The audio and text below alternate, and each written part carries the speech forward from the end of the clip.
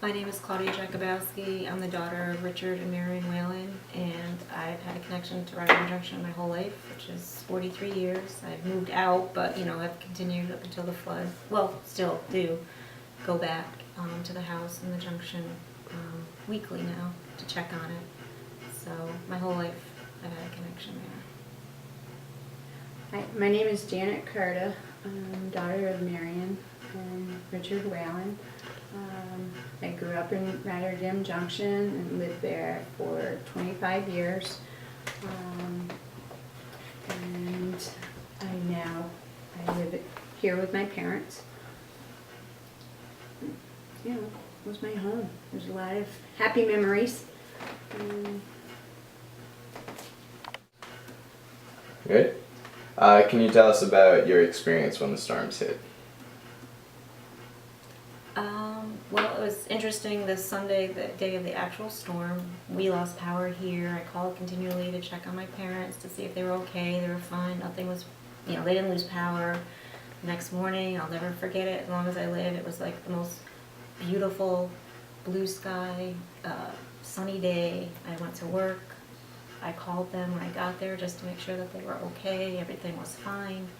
An hour later, I was checking online, and the Times Union had a thing saying that Rotterdam Junction was being evacuated. I was like, what happened? I called.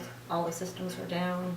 I had to call the Rotterdam police to see where they were. I had to give their address. At that time, they told me they were being evacuated by boat. And I was like, what the hell happened? It was like an hour between the time I talked to my parents and then this happened. And then what my parents had said, they brought them to Shelma and then to the senior center. My oldest sister picked them up, and from that point on, I think our lives have changed. There's a lot of different memories associated, but the first one was I was at work. I received a call from my sister what had happened, and like she said, I was in complete and utter shock. I just spoke with my mom an hour ago. I would check in daily as well, and it was just a complete feeling of disbelief, terror. I didn't know where they were, what was happening. There were so many different conflicting stories. You hear they're being evacuated by the National Guard or whatever. Elderly parents, it was just, and you couldn't get through to anybody. Phone lines were down. Nobody seemed to know anything. It was just horrible. That's a memory that I will never, ever forget. And I think that feeling of Helplessness. the unknown kind of was through the whole process. Until you've been through it, you don't know. You walk in, you see your town underwater. Who's ever dealt with FEMA and the Red Cross, and how do you take care of a flood damaged house, and what the next steps are, and how are you going to cope? Even if you have elderly parents move in with you, usually there's some type of preparation for it. But in an instant, overnight, my household doubled. And I'll never forget what a sensory experience the whole flood was. It was dirty. It was smelly. Every day there was we'd come in and we'd be mud covered, and we'd be exhausted from working, and we'd bring all our muddy clothes home, and then we're trying to rescue things from the house that we think we might need, and more stuff's coming into my house, and it was just what are we going to do? What is the next step? And nobody knew, because we didn't have any preparation for it. We didn't know what to expect. It wasn't like they lived right on the riverbank and you could anticipate perhaps it flooding in a hurricane, or it wasn't something we ever would have thought would have happened. And my memory is the next morning, my husband and myself, it was a Tuesday morning, they had left their cats and we had to go get them, and we got in, we crossed over the 103 bridge. We left my dad at Stewart's because he couldn't walk. We walked over the bridge, and we walked into the town not knowing what to expect. And when we walked in, it was just incredible to see it underwater, and cars floating right down Main Street, and the silence. It was so quiet. And I can't say enough for the volunteer firemen that worked, because they were there and they helped us get through the backyards on I'm not sure what side of the street it is, but the side that wasn't flooded, they had made a path through people's backyards.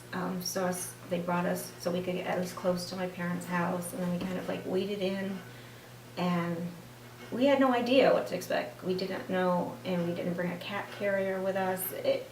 And then we were able to get neighbors that weren't flooded, gave us a cat carrier. We were able to get the cats out, but to go in and to see the back, because the main street was bad, but it was the back of the yards, that whole section like where Isabella Street is. I mean, there must have been at least 12 feet of water. It was a lake. And you don't know if the house is gonna collapse. I mean, you don't know, you know, and it was just, I'm very emotional about it. It was just Something you don't ever recover from.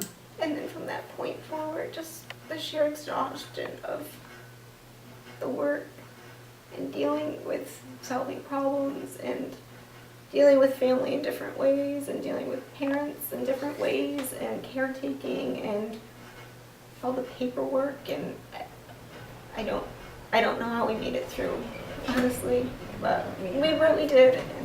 But it's been an incredible experience. And the people have been so helpful and so kind, and the volunteers who have stepped in to help people that they've had no connection to, most likely, throughout their lives, maybe didn't even know RDM Junction existed, who stepped in and helped us out, has been the blessing in all of this for me, that there's kind people out there who help and step up. I mean, that Labor Day weekend, I mean, I just never forget how many people just showed up and helped and gave up their holiday weekend. It got dirty, and it was hard work, and people bringing food, and just strangers, but you know, family and friends and churches stepping up and helping people. And I think that's, to me, the good in all of this.